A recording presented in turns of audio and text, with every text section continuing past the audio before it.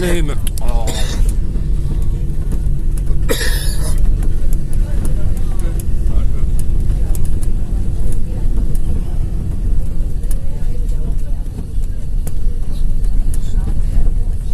Er wordt hier ook op kreeft gevist en zo. We zien de vuurtoren mooi. De tekeningen in de bergen zien we heel mooi. Dus u ziet hier rechts de mensen omhoog gaan. En dan verder over die kam, dan loopt het wat menspaad. Maar zover gaat het niet. U kunt wel een stukje omhoog. Ga nooit verder als dat u denkt te kunnen. Je moet ook weer terug, dus wees voorzichtig. Er zijn genoeg mensen dat je gewoon lekker kunt zitten.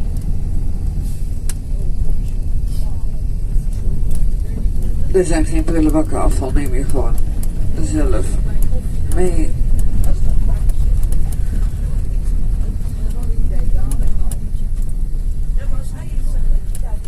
We gaan eventjes de bus omdraaien.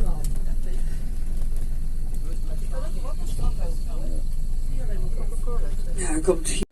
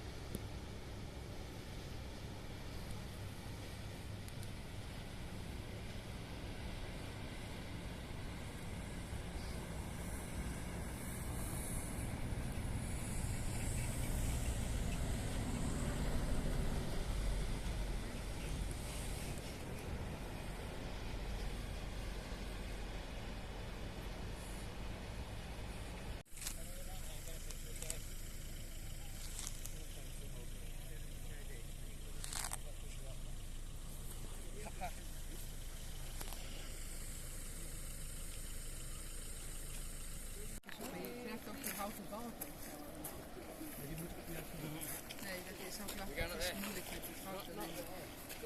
Met die balken.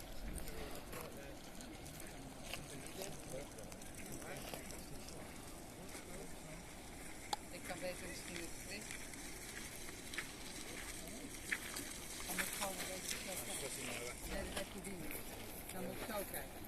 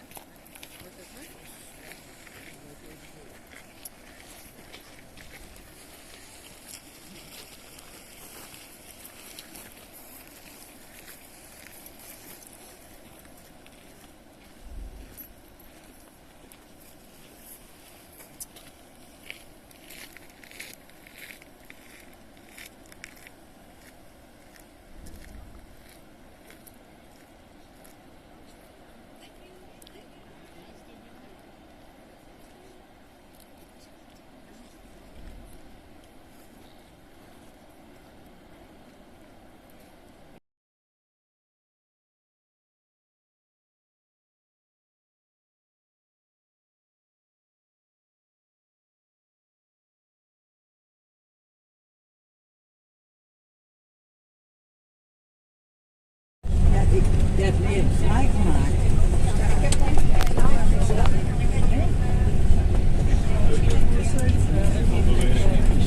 Met de ogen dicht. Nee, met z'n ogen net de ogen dicht. En als we zo recht voor ons kijken, dan zien we de Martellentoren ook hier beneden. Net zoals dat we gisteren zo'n Martellentoren zagen, hier zien we. En rechts beneden ook zo'n Martellentoren die hier gebouwd is om de vijand te kunnen zien aankomen.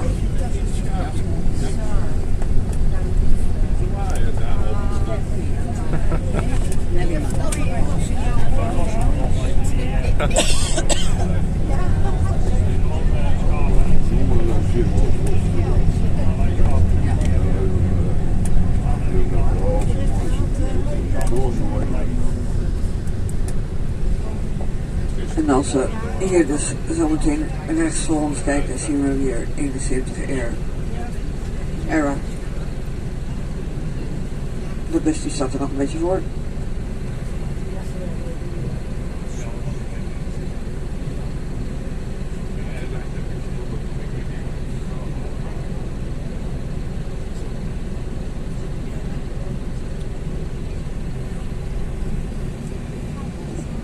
Dus waar ik gisteren 80 era zag, je ziet hier rechts nog zo'n dinosaurus met wat vee wat er toen ook was. En hier ziet je rechts 71 era. Ja, gisteren was het iets wat witter, die is wat meer gerenoveerd, zeg maar. Maar deze is ook nog duidelijk genoeg.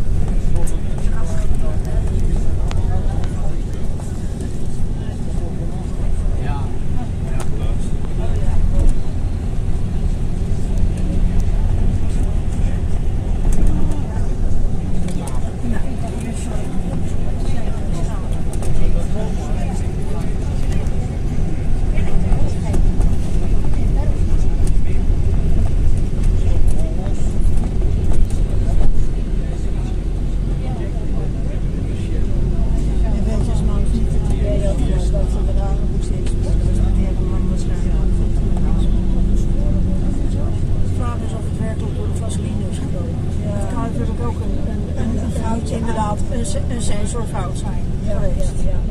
Dat kan natuurlijk ook.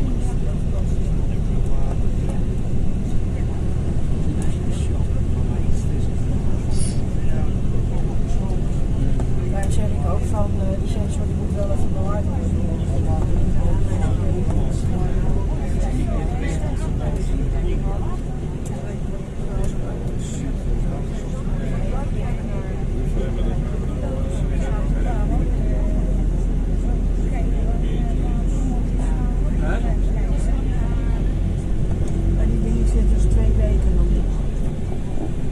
En links zien we dus het zielmeer, meneer links deze onderzonde voor de waterzuivering. Zit super simpel. Er zit sowieso in elk doosje zit er weer een beschrijving met plaatjes erbij. Een mooi gebied en jullie hebben een cadeautje van de dag. Dat kan ook gewoon met water. Dat kan gewoon met doorlanden met een water. Dan wordt het ook voor gebruikt. En hoe heet het? Dan heb je twee. In het doosje zitten twee. In het ene zit de sensor en in het andere zit de naald. En je maakt eerst zeg maar waar de sensor zit, maak je open. Dat is een drukmechanisme. En dan maak je de andere kant maak je open. En daarop zit dat moet je bewaren, want er staat een nummer op. Dus dan je sensor met je zet. Dan moet je op een bepaalde plaats, wat gewoon heel erg duidelijk is, moet je die twee pines halen. Dus je moet de sensor naar de naald leggen. Stap je elkaar. Dan haal je dat deel eruit. Die naald is dan daarvan naar die sensor. En het drukmechanisme, dat heb je dus nog steeds. Dat drukmechanisme, dat Dus je drukt hem op de arm. En net zoals een stiletto, of een nepmes met je indouwt. Ja. Hop, zet je hem erop. En dan hou ik hem zelf aan, even een paar seconden vast. En dan haal je de benen eraf en zo eraf. Dan moet hij nog lek. Hij moet sowieso dus op de arm. Ja, ze moet erbij kunnen. Ja, maar goed, ook qua hoogte. Nee. Ik denk dat dat verder niet zoveel uitmaakt. Maar het is natuurlijk, hij moet natuurlijk niet complex zitten waarbij je maar niet dat je echt op een bepaalde hoogte moet zitten. Nee. Dat je er wel een centimeter. Ja, dat was een buiten en rechts ziet ook de teleopslag en rechts hoor je ook de zakken. Zodat natuurlijk dus de telefoon wordt alweer binnengehaald voor de winter. Oh, oké. Ja, en dan als die echt goed zit, dan druk ik hem in. Ja. Nou, dan moet hij natuurlijk ook nog geactiveerd worden. Met een sensor. Dus je haalt een sensor eroverheen. Als je binnen de tijd zit, zeg maar, van het vervangen van de ene sensor naar de andere sensor, dat ik dus nog niet de oude sensor nog niet echt afgelopen is, want dan houdt hij nog niet gewoon weer op. Als die nog niet afgelopen is, dan zegt het apparaatje dat hoe heet het?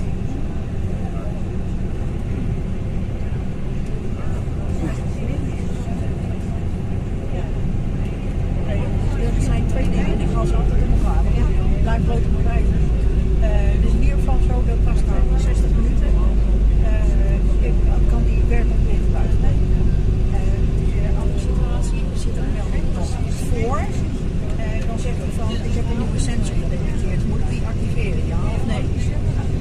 Ja, en ik heb dus één keer, waar het dus zat was ik hartstikke ziek en ik had een pijn in mijn hoofd, zweet weet ik al, maar die sensor heb ik waarschijnlijk ongelukkig op nee gedrukt. Dus Marja die belt de volgende dag op. Ja, ze de sensor niet doet, de sensor niet kan het nou, ik heb hem toch geactiveerd. Nou, toen kon hij dus gewoon op elkaar activeren. Dat scheelt natuurlijk wel. Niet als nog weer vervangen moet worden. Ja.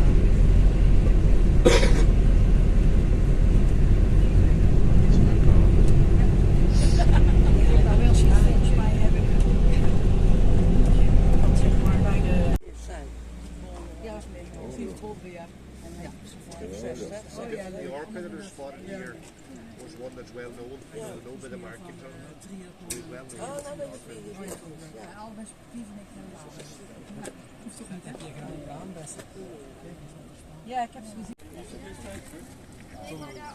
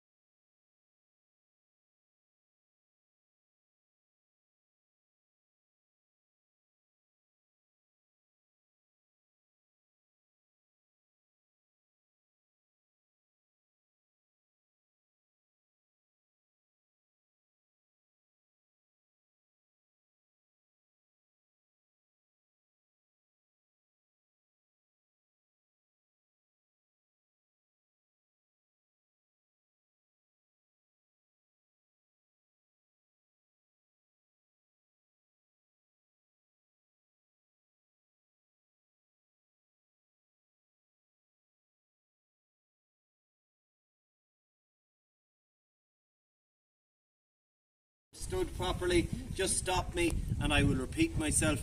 Any of you that wish to take pictures or videos, you are welcome to. Toilets are to your right through the little gate. There are seats behind you there. If anybody would like to take a seat, feel free to bring one out with you. Anything else you need while you're here, just please let me know. Okay. You are all travelling around. We are in North County Sligo here. So when you look at the map of Ireland, we are about 2/3 of the way up the left-hand side, the west coast of Ireland.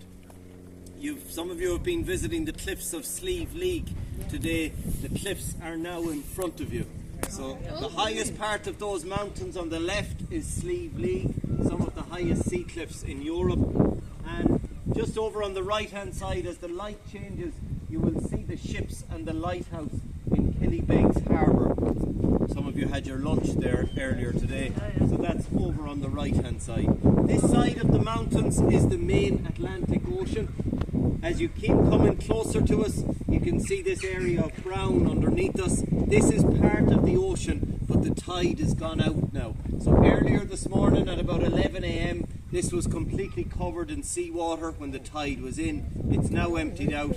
Later tonight, it will fill up again. So this area underneath us fills up and empties twice every day. It changes by just short of 1 hour each day. When you're facing the ocean, you're facing northwest across the Atlantic. Okay. On your right, in the distance up to the right of the house, there's a mountain up there. That mountain is called Ben Bulben. Ben Bulben is Ireland's only tabletop mountain, meaning it is flat on top. There are about 15 tabletop mountains in the world. There is only one in Ireland. This is it. It is 526 metres high and it is part of our farm. Our sheep live up there for about 42 weeks of every year. They go all the way into the steep rocks at the top and they live a lot of their time on the flat area up on top of the mountain. Okay, so in this area of Ireland, there are two big differences with our farms and our landscape. Number one, we work from small fields like you see here in front of you in area. This is about 3 acres or 1 hectare. The mountains go to thousands of hectares. Once you get up there, you could travel to all the counties around us if you wanted to without seeing any fences. Okay. The second difference is the biggest. This is the one that shapes our landscape and our lives in this area of Ireland. As you travel other areas, fields are normally bigger than this. Farms in most parts of the world are normally a number of fields connected together all in one place. This area of Ireland is not like that. It's the complete opposite. Where we are standing here was once part of a farm of just over 10,000 hectares. Okay, this is 1 hectare. 10,000 is everything you see. There were no hedges or fences or houses here. This was one huge farm. It included the mountains, and everything you see here was owned by just one person. Not me. Back then though, our ancestors worked for that landowner. They got some food and some shelter. I won't go into all of the history. Eventually in Ireland, power changed. Those big farms made their way from the big landowners to the hands of the families that had been working on the land. But in this area, the land and the farms were split up in a very unusual way. So on this farm, my ancestors were given these 2 little fields here in front of us. The one across the road underneath us, between us and the sand, and across the road behind you that you've just come in from. So one small, narrow piece of land. Then a neighbour was given the next piece, another neighbour the next piece. About 500 metres away in each direction, we have another piece. So this farm isn't together or in one place. This farm is in 20 different places in a 5-kilometre radius of it, all made up of these tiny fields. The mountains were split up the same way. Each family was given a strip of the mountain from the bottom to the top. And when you're close to any of the mountains in this area, you'll still see the remains of the walls that were built. Every family spent all of their time and efforts up the mountains, building stone walls, trying to keep all of their animals apart. The animals spent all of their time knocking those walls down again, so everyone agreed just to leave them down. So now the mountains are called common ground, which means the animals can all mix together, but each family still owns their piece from the bottom to the top.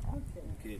Things change a little bit. When my father was young, he used to cycle to the base of the mountain every morning, climbed all of the mountain to check on the sheep, climbed back down, cycled back home, and did that every morning before school. That's what he did. One day, by complete chance, he found a book in a library about border collies, and he realised from that book, if he could learn to train and work with dogs, the dogs could do a lot of the work that he had been doing up to then. And that changed everything. Unfortunately, my dad died in March this year. Up until then, I used to hear it here almost every day. He always thought the main result of him finding that book is that I am lazy. He always said the dogs do the work and I have nothing to do now. And you'll agree with him in just a minute. So he started training dogs. It's been easier for me. I've grown up with it. We train each of them to go to their right, to their left, to slow down or move forward just by different sounds that we make. When the dogs are beside me, I talk to them. When they're further away, we whistle to them. And I can whistle with my fingers, but when you work on a farm all day, every day, sometimes you don't want to whistle with your fingers. So I use a whistle to make the sounds. The sound of this, the dogs will hear about 2 kilometers away, which is a little further than the sand dunes out in front of us. So by making the sounds, we can ask the dogs to go where we need them to go. Okay, we have 9 dogs in total. We have 1 retired dog that has a life of luxury in the house. We have 8 dogs that help us to do all of the work every day. You have probably heard or seen of border collies. The border part of their name is where they came from, the border between England and Scotland. The word collie came from the Scottish Gaelic language and means useful. Okay, that's where the word comes from. There are 4 reasons we use dogs. I will explain the first. I will try and show you everything else. If I go working with sheep with no dog, the sheep's instinct is to spread out and run in different directions. But when a dog comes close to sheep, they always stay together, so they are much easier to work with. Okay, so I'm going to get one of the dogs.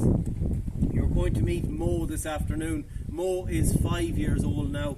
Myself and my father used to travel around Ireland and around the world, sometimes to competitions with the dogs called sheepdog trials. Mo that you're going to meet 2 years ago was the Irish national champion, and she's been representing Ireland in different countries over the last couple of years, so hopefully she'll be able to show you everything she does for us. The sheep here behind me, their quiet afternoon is over. I'm going to disturb them now. Any questions before we go any further? No. Okay, we will get Mo. You will see the sheep will react to Mo. It doesn't matter where in the field she is or at what distance away she is from them. Sheep's eyes are on the side of their heads. They can see behind them and in front of them at the same time. So you'll see they will react to her even when she's behind them. And also, just to let you know, Mo is extremely friendly.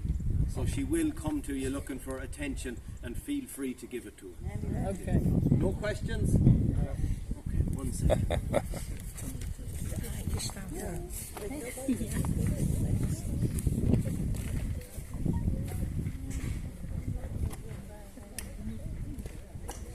Het is leuk, het schaapbedrijf.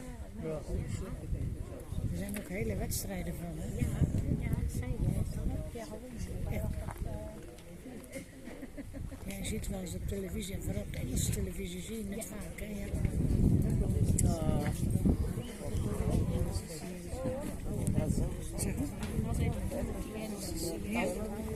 Die houdt van aandacht. Even schapen, kun je dan Ja. Stel, kijk naar maar hoe het gaat gebeuren. Ik is helemaal blij om te beginnen.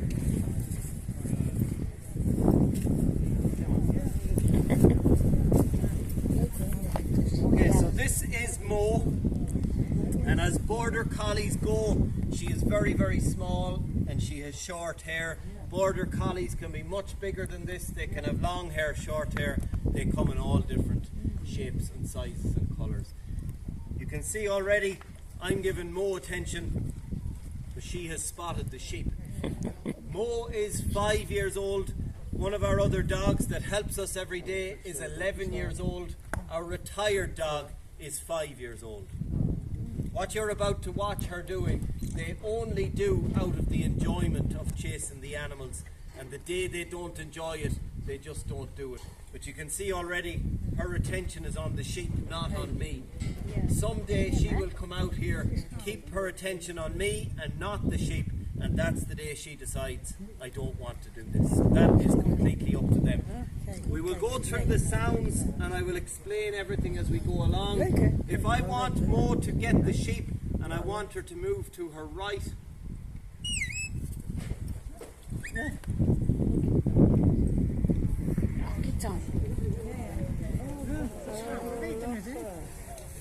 if I want her to stop,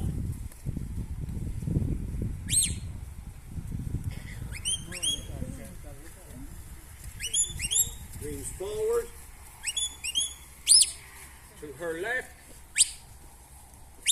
is to stop, forward, right,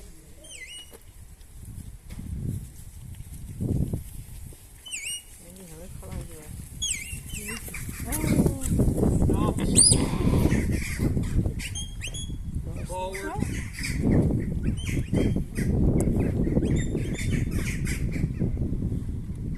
hurry up, left,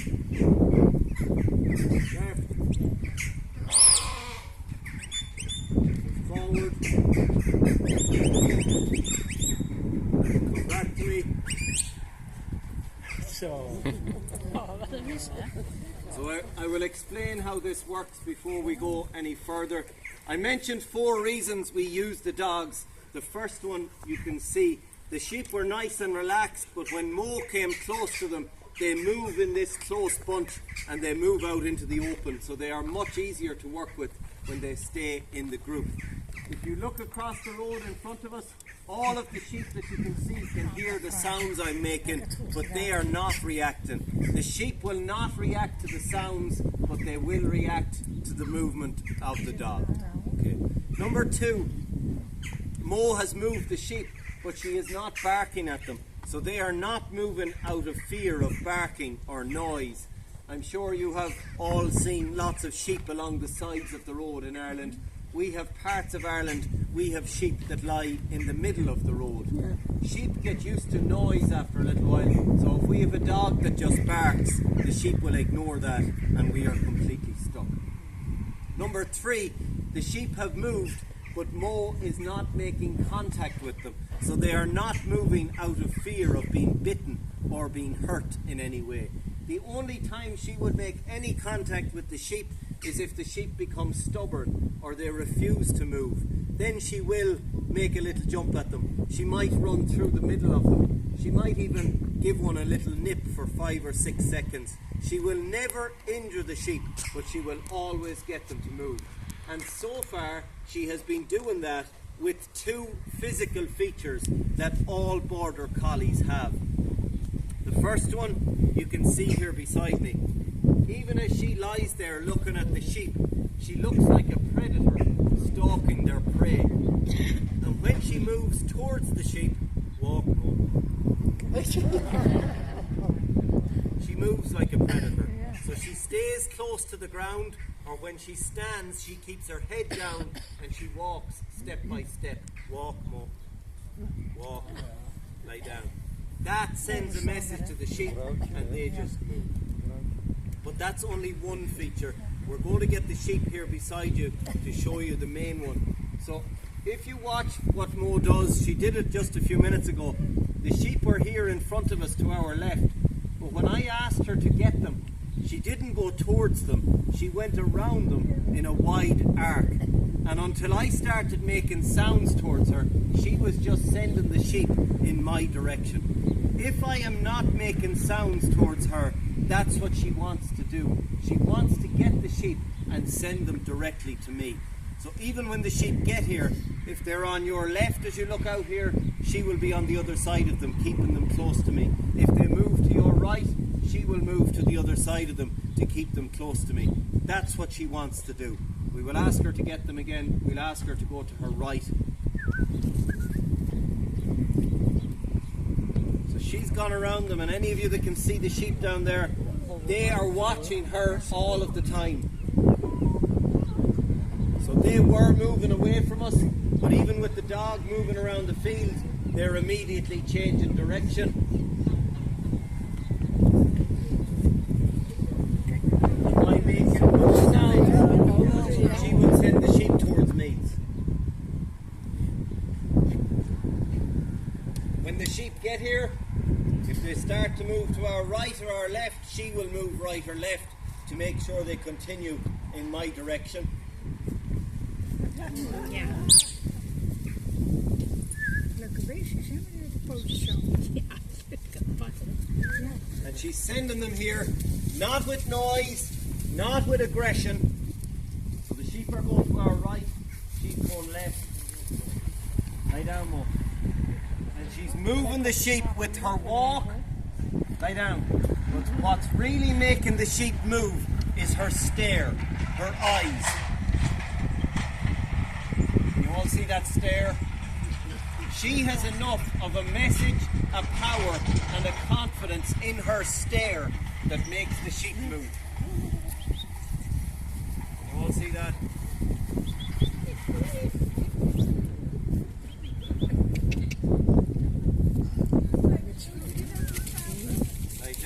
Lie down.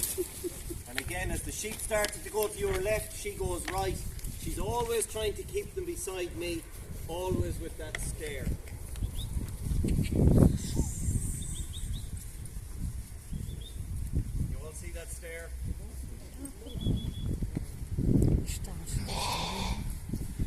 Again, as I move this way, she'll go that way to keep the sheep beside me.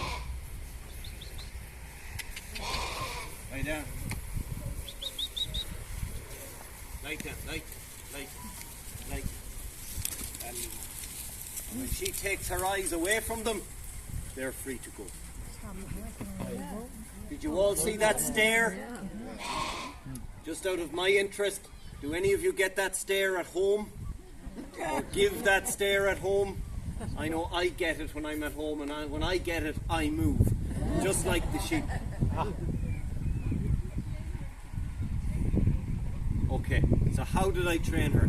So I've mentioned 4 reasons, I've explained 3 reasons we use the dogs. 1, the sheep move in close together. 2, the dogs don't work with noise. And 3, they don't work by aggression. 4 is the main reason, and it will help me explain a little bit about how we train the dogs.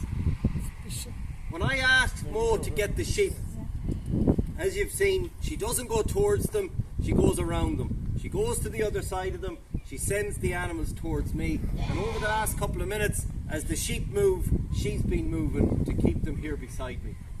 Would you think it has taken me a long time to teach her that much? Yes. No. Everything you have just watched her doing, I have not taught her any of it. Everything so far is the natural instinct of all border collies. To go around the animals in an arc, and this, now isn't the time for a picture. To go around the animals in an arc, go to the other side of them, send the animals to us and keep them here. They are born knowing to do that. Not just with sheep, they will do it with hens, ducks, geese, sheep, goats, cows, horses. Anything that moves, they will herd, but their instinct is to herd them to us. That to me is like a safety aspect. We go to the mountains every day to check on the animals. If the fog or mist or rain comes down and we ever lose sight of the dogs or the sheep, we don't have to worry. We know that they will come back to us, and they will always come back with sheep. That is their instinct. Okay. There is a small problem. That is, I cannot guarantee that they will come back with my sheep. They will come back with somebody's sheep. She doesn't care if they're my sheep or the neighbour's sheep. All she wants to do is play with sheep. So if we don't teach the dogs, they'll do what you've seen. They'll get the animals and send them to us. I don't want that. On the mountains, that could mean bringing sheep over cliffs or across rivers, and we don't want that. So when the dogs are around 1 year old or a little older and they're moving around the sheep like you have just been watching, we start to make sounds to them. So as the dogs move around the sheep to their left, we make a sound. When they move around the sheep to their right, we make a different sound. And eventually the dogs learn that the sounds we are making mean left and right. But I am saying the words left and right. She's not going anywhere. Mo does not understand what left or right means. One of our other dogs understands left and right. Another dog is taught in the Irish language. Each dog is taught to a different set of sounds, both by voice and whistle. By teaching them all to different sounds, it means we can work with more than one dog at a time. That means we can work with as many sheep as we need to, all at one time. Mo will work around 150 sheep on her own. 2 dogs will work over 300 sheep. Once we go over that, we can use a 3rd or 4th or 5th or 6th dog to work as many sheep as we need. Okay. Once we teach each dog right and left, then we can try moving the sheep. So I'm going to try and show you how we move the sheep around. On the mountains, we always move them to paths that are less steep and safe to get them off the mountain. If I wanted to move this group of sheep from this field to the fields around us, I go onto the roads to make sure there's no traffic, and the dogs will guide the sheep out the gates or down the road wherever we need them to go. You can see 2 little sets of white gates behind me at the bottom of the field. There's a set on the right and a set on the left. I am going to try and move this group of sheep down through one set of those gates, across the bottom of the field and back to us through the other set of gates, just with the same sounds that you have heard already. In the past, I've been asked a few times why I bother training the dogs. Why don't I just train the sheep instead? It's impossible. Just in case any of you might think I could have trained these sheep to walk around this field, we will ask this lady, should we go left or right first? Left or left? Okay, so we will try and get the sheep through the gates on the left, across the bottom and back to us through the gates on the right, just with the same sounds that you have heard. Okay.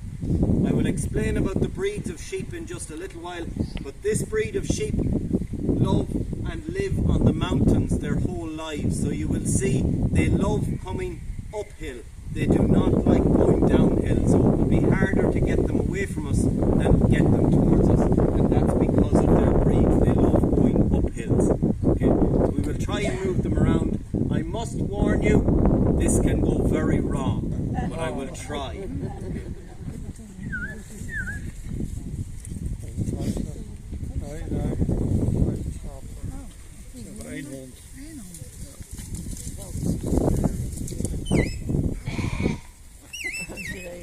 Die schapen, die hebben hou hè, mensen mis, hè?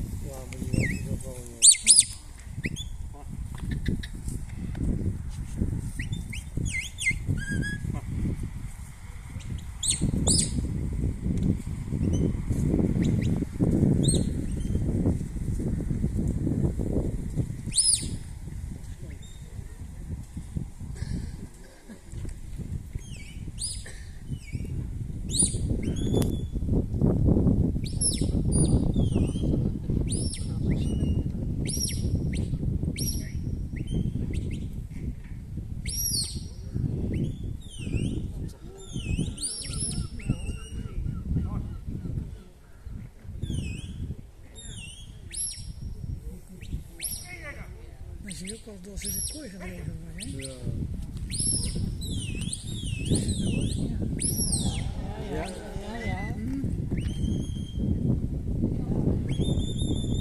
Dan moeten ze door de kant rijden.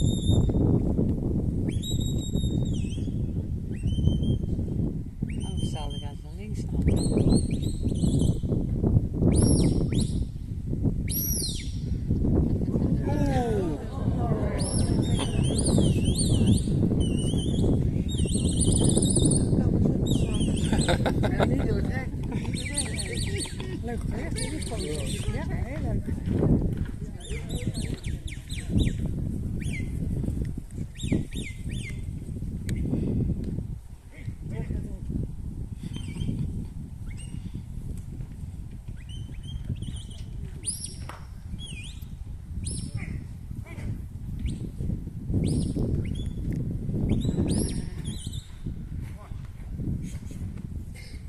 Kijk, dit is schaap. Ze zeggen wat in nou.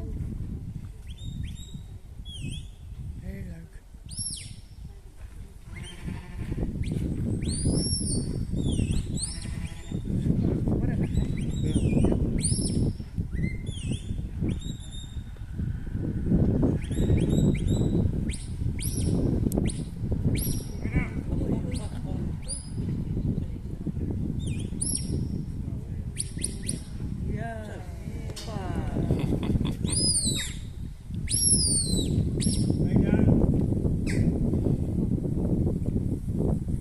That's how we move.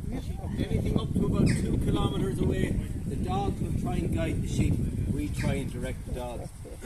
If you remember earlier, I mentioned if the sheep become stubborn, the dog will make a little run through the middle of them. You've seen that. The sheep stopped moving, they wouldn't move. So Mo ran through the middle of them, and after that, they did what she wanted. So that, I didn't ask her to do that. That is the instinct of the dogs. Okay. Once we gather the sheep on the mountains, the sheep are all mixed together. So we all have a paint or a colour on our sheep. So we'll move the sheep over and back in front of you. When the sheep face to your right, you won't see the colour. So we'll walk them to your left and you will see a red F on the side of the sheep closest to you. So you can't see the paint. Lie down. Lie down. Lie down. When they turn around again, you will see that red paint beside you, and it's in the shape of an F. So that is the mark for this farm. Lie down. Lie down. Lie down. More. Okay, so every farm has a mark. It's specific for every farm. Lie down. Come back. Come back. When the sheep walk away from us, that F is on the left-hand side of them. If it was on the right-hand side of them, they belong to a different farm. If it was a different colour, another different farm. It's not always a letter. By the time you leave me in a little while, you will realise us farmers never stretch our imaginations too far. My surname starts with F. That's where that came from. The colour is not for me. I know all of my own animals just to see them. But everybody else around this area knows that they are mine by that F on their side. So if somebody finds some of my sheep wandering miles away on the mountains where they shouldn't be, they know they are mine by the F. They will ring me and say, I have found your sheep here. If some of our neighbours around us have some in their gardens eating their lovely flowers, they will know they're mine. They'll ring me and say, get them out of my garden. I have worked with the dogs since I was about 3 years old, and I have yet to learn how to teach the dogs to read the F on the side of the sheep. They will gather everybody's sheep. They don't care. That means we need to separate the sheep sometimes. So I'm going to try and show you how we do that. There are 10 sheep in this group. Instead of leaving all 10 together, we will try and separate them. But this lady, please pick me a number somewhere between 1 and 10. 3. Okay, so this lady has picked 3. So I will try and keep 3 sheep here beside you, and I will try and get the other 7 away from us. Okay, with the help of Mo. She cannot count, so she needs my help. So it's by my movements and hers. Wait. Lay down. Lay down. Oh, wait. Lay down.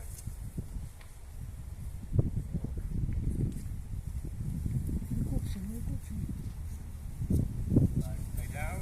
Lay down. Wait. Lay down. Lay down.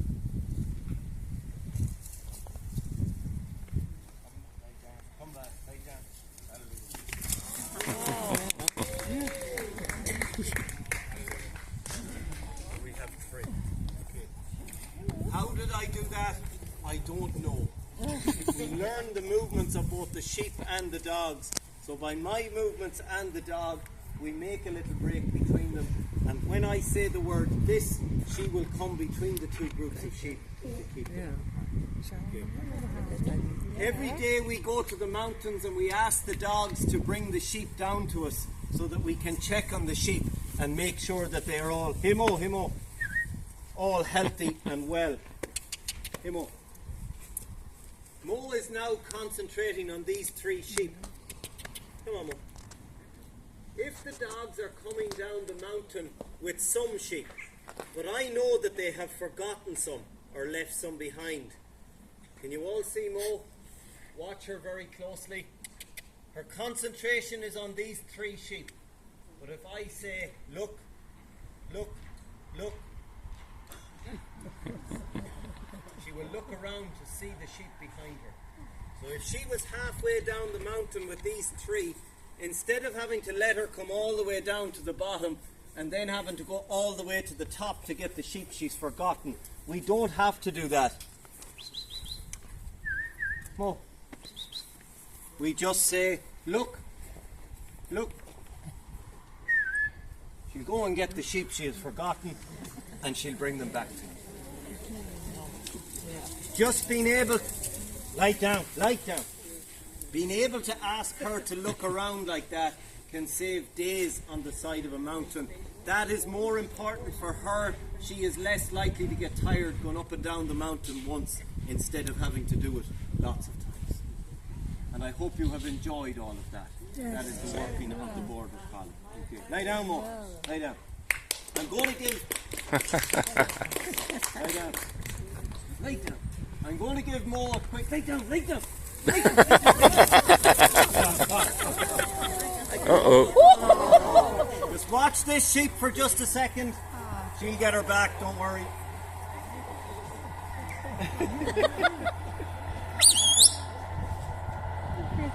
She won't get away.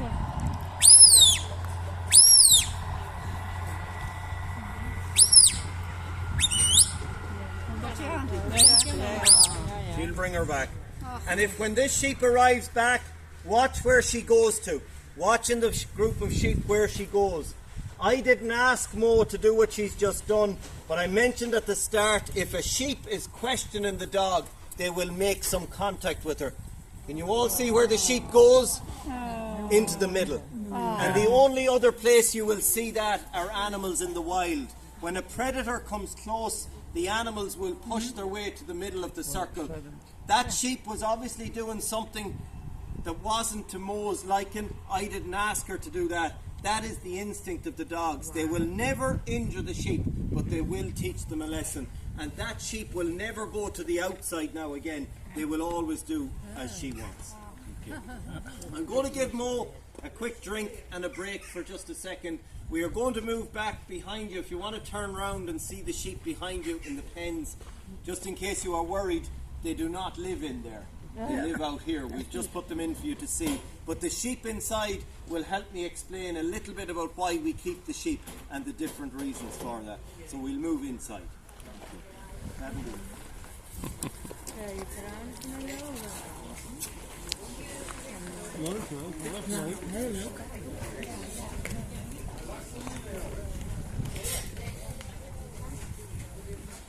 Speed of the dogs. I have never measured the speed of the dog, but we are told that border collies will go somewhere up to 40 or 45 kilometres per hour.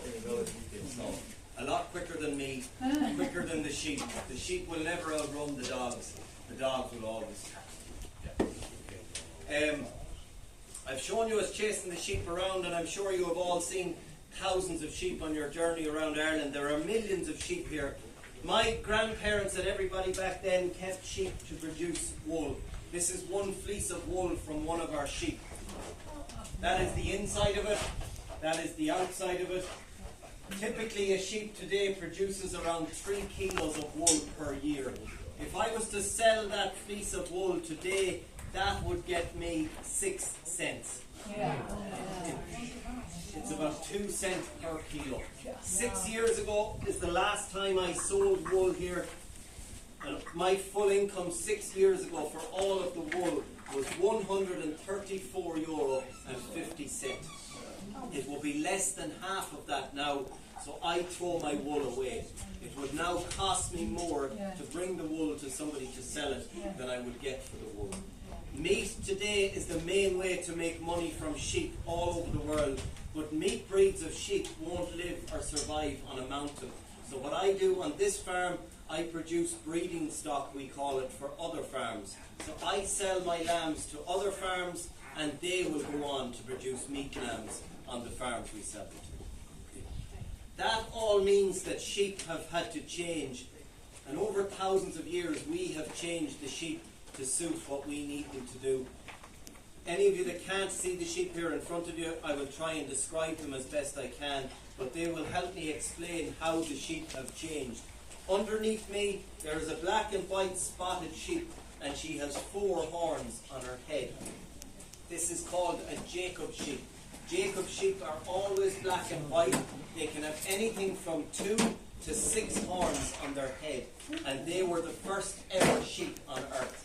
There were drawings of them in the Bible, so they predate the Bible. We don't know where they came from, but they were the first ever sheep. And as you all travel around, you have probably heard or will hear about the Spanish Armada, a fleet of ships that ran aground around the coast of Ireland back in 1588. Jacob sheep were on those ships as a form of meat, so when the ships ran aground, some of the sheep survived, and that's how we got Jacob sheep here. Not this one. As time moved on, people kept sheep for different reasons. Wool, as I said, was the main reason. The sheep in the middle, the white sheep, is called a Dartmoor sheep. You can see a very thick coat of wool all over her body. She's only been sheared a few weeks ago. And instead of 3 kilos of wool, we got just over 12 kilos from her. She has very, very long wool. It's all over her body, all down her face, right down to the ground. Some sheep were bred just to produce lots and lots of wool. The black sheep in the middle has a white stripe down the middle of her face. And some of you might know them better than me. This is a Dutch breed. Zwart Bles. Zwart is the Dutch for black. Bles is the blaze. Zwart Bles, they came from the Friesland area of Holland, and they were originally used to produce milk. So people used the milk or they made cheese from it. Okay. I mentioned earlier about farmers not stretching our imaginations. You can see what I mean. Zwart Bles sheep, black with the blaze. Dartmoor sheep came from a place called Dartmoor, and there was a story from the Bible about Jacob and his sheep, so they called them Jacob sheep. The sheep outside we were chasing with mow are the most common breed of sheep you will see here in Ireland, the ones with the horns on their heads. They originate in Scotland. They all have black faces, and they were bred to live and survive on the mountains. They put lots of effort into naming them, and they called them Scottish Mountain Black-Faced Sheep.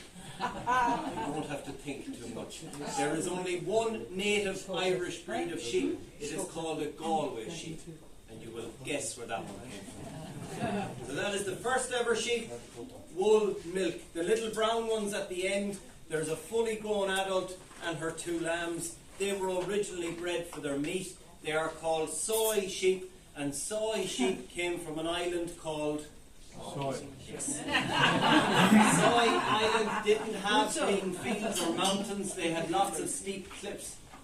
So they bred these tiny sheep so that they will be able to climb up and down the cliffs, and they lived and still can live on just seaweed. They don't need anything else. Because they are a wild breed, they were never domesticated. Before we domesticated sheep, the wool fell off them. We changed that to keep their wool on because we wanted it. Now we don't, but this sheep still loses their wool. We don't have to shear them. Today, there is only one person on Soy Island. We don't need tiny sheep like these to produce meat for us anymore. We don't need sheep for milk. We have cows and goats all over the world we get most of our milk from. We don't need sheep for wool, it's not worth any money, and we don't need sheep to look very, very silly with all of these horns on their head. Again, not worth anything. All of these breeds here in front of you were all almost extinct at different times. They are all still classified as rare breeds. Today now, unless a sheep can produce lots and lots of meat, nobody wants them. Okay. Here beside me there's a little black or a grey sheep with a white face. This is called a Herdwick sheep. Herdwick sheep are born completely black. After a few days, their ears go white. After a few weeks, their face goes white. After a few months, their legs go white. And when they get to about 4 or 5 years old, their whole body goes white. They were down to surviving on just one farm in England back in the 1940s. And the lady that owned the farm that they were on realised they were endangered, and she decided to try and save them. And I'm not sure if you've ever heard of that lady. Some of you may have. Her name was Beatrix Potter. The lady that made the children's story, Peter Rabbit. She was the lady that saved these sheep. Without her, they were gone. I managed to get some friends involved, so we try and keep as many of these rare and unusual breeds as we can, just to try and keep them alive. Please don't tell the sheep they are worthless. If they disappear, a little bit of our history will disappear with them. And when you travel the world now, it is big meat breeds that you see everywhere you go. I hope you have enjoyed all of that. If you have any questions, feel free to ask. I know you are all travelling around with Monique and Marlene. They will be answering your questions. But after you leave us this afternoon, if you have any questions at any time, even after your holidays, that you think I would be able to answer, you can send them on at any time, and I will try and answer them for you if I can. To find our contact details, it is very easy. If you just look up Atlantic Sheepdogs, another farmer with no imagination, that's the Atlantic. Hopefully you will remember the sheepdogs. So if you look that up, you will find all our contact details. You can send on any questions at any time. Okay. Enjoy the rest of your afternoon, and thank you for coming to see us.